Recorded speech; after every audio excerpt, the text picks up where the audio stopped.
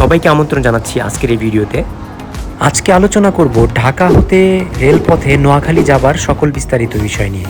আজকের ভিডিওতে থাকছে ঢাকা হতে কয়টি ট্রেন নোয়াখালীর উদ্দেশ্যে ছাড়ে, কত ধরনের আসন রয়েছে, কয়টি আসন বরাদ্দ রয়েছে নোয়াখালীর জন্য, ভাড়া কত, সময় কতক্ষণ লাগে ইত্যাদি যাবতীয় বিষয়। চলুন শুরু করা যাক ঢাকা টু নোয়াখালী রেল রুটের খুঁটিনাটি বিষয়।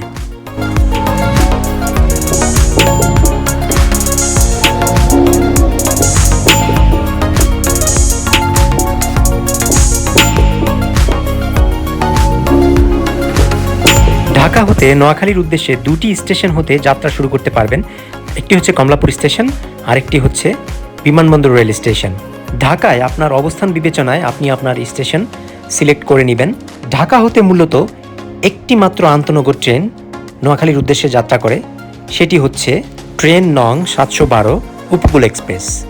উপকূল এক্সপ্রেস ঢাকা হতে দুপুর 3টা 10 মিনিটে যাত্রা শুরু করে নোয়াখালীতে রাত 8টা 40 মিনিটে পৌঁছায়।